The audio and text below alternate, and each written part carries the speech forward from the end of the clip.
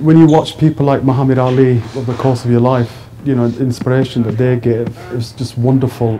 Just watching them move, the way they threw their punches, you know, you wanted to be like them.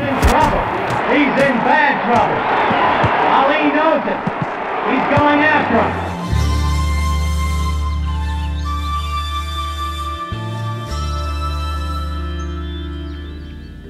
him. Up to the age of 19, 20, I wanted to be a cricketer. That was my goal at the time.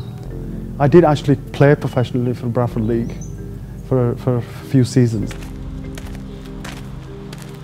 But alongside that, there was always this thing that I wanted to be a boxer as well. While I was playing cricket, I went to a boxing club and I met the trainer and I said, look, you know, I'm really interested in boxing. And he basically said to me, he says, look, you're wasting my time, you know, you're not a boxer. In the whole of Bradford, there was only one boxing club. So if they don't accept you, so the best thing to do is to go and buy a pair of boxing gloves. And in the back alleys, we used to just spar with each other. That sort of ended there and then I ended up getting married, fell in love. You know, you have to go out and work. But there was always the desire to do something. Man, listen, you see, really, to me, okay, to me, ultimately, martial art means honestly expressing yourself. And then Bruce Lee came around, and it was like, whoa, this is what I wanted. But at the time when Bruce was around, there was basically martial arts that were around was like karate, judo, you know, the most sort of conventional martial arts that were around, aikido. But I knew that he wasn't doing any of those. There was something about him. And then I met a friend of mine who suggested that there was a guy in Leeds by the name of Brian Hook. And he learned Wing Chun, which was the base of Bruce Lee's martial arts at the time. So I drove to Leeds. The very first day I went into the club, it was a very relaxed attitude. Everybody was just doing things. And they completely ignored me. So I sat and watched.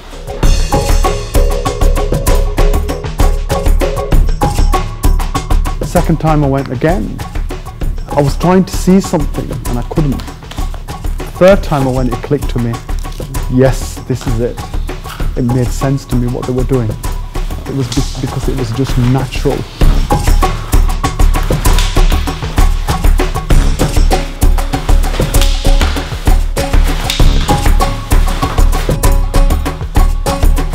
But what we were getting was the sort of outer aspect of martial arts. So those people who would be doing it a little bit longer than me, because their hand speed was so quick, I couldn't deal with it. If they were more stronger than me, I couldn't deal with it. So I thought that this is not right, because Bruce was only about 5'7" or 5'8", 8 stone or something like that, and he could handle guys bigger than him. So I thought, well, why not go to Hong Kong? And again, I went to see Ip Man's sons, both Ip Chun and Ip Ching, and along some other friends of Bruce Lee as well, you know, people like Wong Shong Long and William Chung as well. And they were very, very close to Bruce Lee at the time. And I used to ask questions about Bruce Lee and what was Bruce Lee like, and getting that sort of information from people who actually knew him, grew up with him, was like, you know, my dream come true.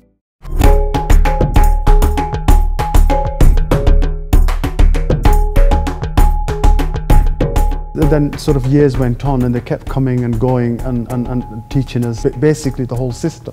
I re-evaluated, I went back to the basics, retrained my forms.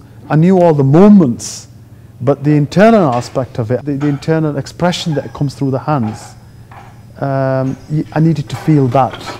And I think by having the structure there and the softness there, it just flowed. It was just incredible.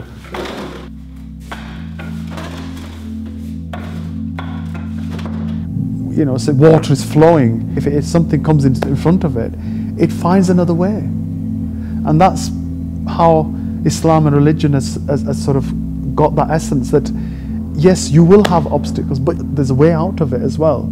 And the same principle applies in Wing Chun as well as the religion that we practice. I'll give you an example. I fell from a ladder and broke my back.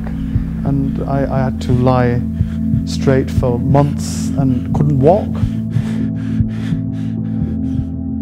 This is one of the obstacles that came in my way, but I dealt with it.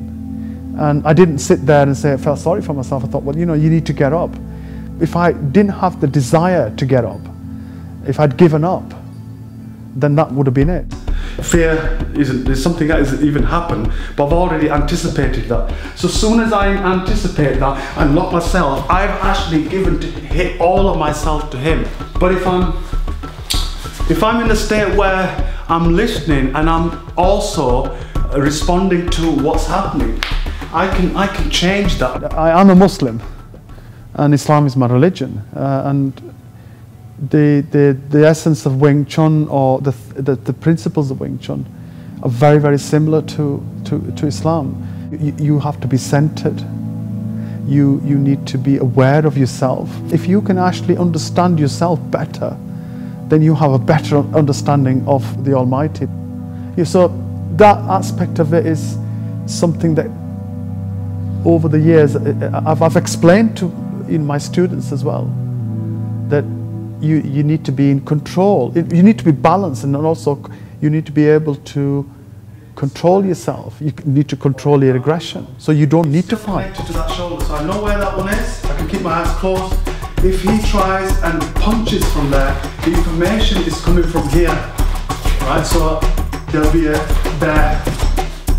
If it's coming across there, it'll be like that. So you're constantly feeling where the other person is, but not going on there, just top front there. Yeah. Yeah, so from here. Yeah, that's it. Yes. It's like you will express this art the way you do, the way your makeup is.